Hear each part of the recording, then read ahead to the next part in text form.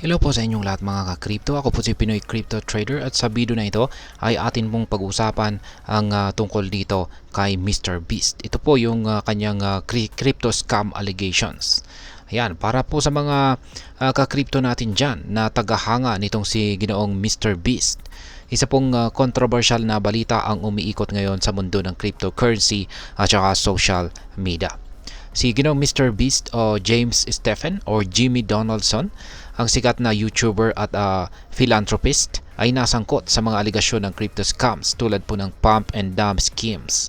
Ngunit sa isang eksklusibong panayam, binali niya ang katahimikan upang ipagtanggol ang kanyang sarili laban sa mga paratang na ito.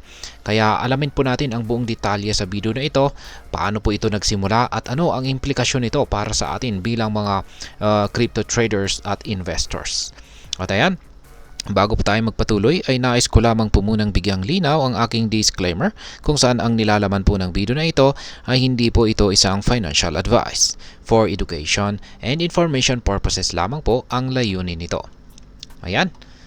Ano ang crypto scams allegation na kinakaharap nitong si Mr. Beast?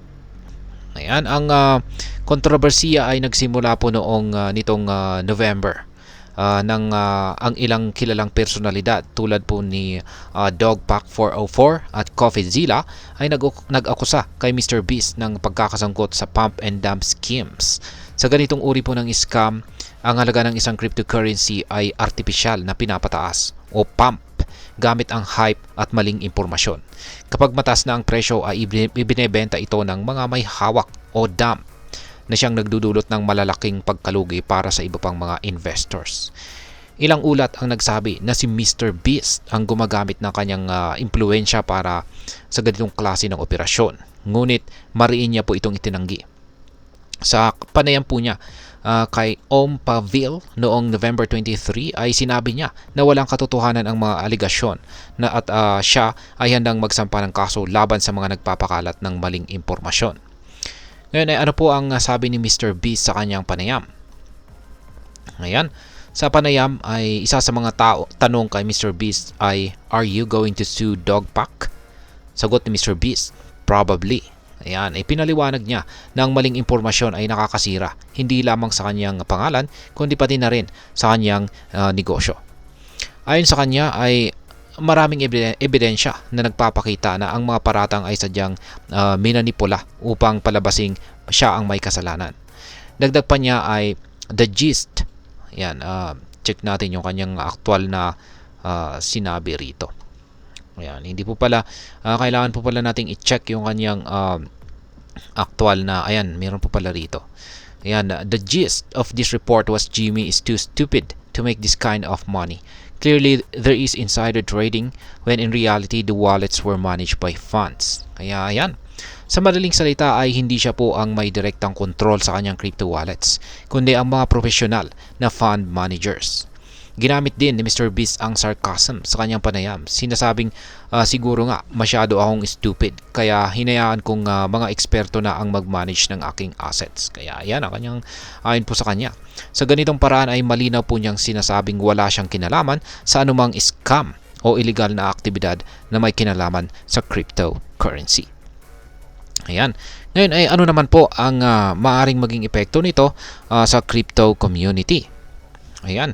Ang mga aligasyon laban po kay Mr. Beast ay hindi lamang po tungkol sa kanya bilang personalidad.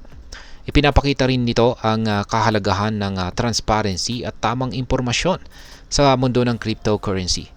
Ang ganitong kontrobersiya ay maaari pong magdulot ng kawalan ng tiwala sa cryptocurrency ecosystem, lalo na kung ang mga kilalang tao ay nasasangkot. Para sa mga Pinoy crypto traders, mahalagang suriin po ng mabuti ang mga balita at huwag pong basta magtiwala sa hype o endorsement. Kaya tandaan, ang isang influencer ay maaring maging target ng maling impormasyon o sadyang ginagamit para sa sariling interest ng iba. Kaya yan, meron din po tayo niyan dito. Ayan, nung nag-uumpisa pa lamang ako rito ay yan, ang liit-liit pa ng aking YouTube channel ay meron na po talagang gumagamit or nag-i-impersonate. Kaya, ayan, ngayon ay ano naman po ang aking masasabi tungkol dito. Ayan, tungkol po sa isyong ito. Malaki po ang responsibilidad ng mga kilalang tao tulad ni Ginoong Mr. Beast sa kanilang mga followers. Ayan, or subscribers. Gayunpaman, kung totoo po ang sinasabi niya na wala siyang kinalaman sa anumang scam, dapat po tayong magbigay ng patas na pagtingin sa isyong ito.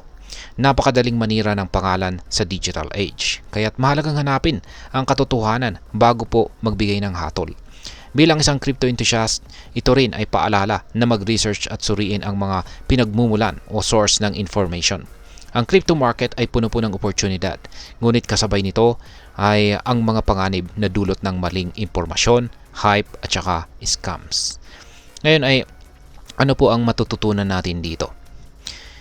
Ayan, mga ka-crypto, ano ang masasabi ninyo sa kontrobersiyang ito? Dapat ba nating pagkatiwalaan ang mga personalidad tulad ni Mr. Beast pagdating sa crypto investments?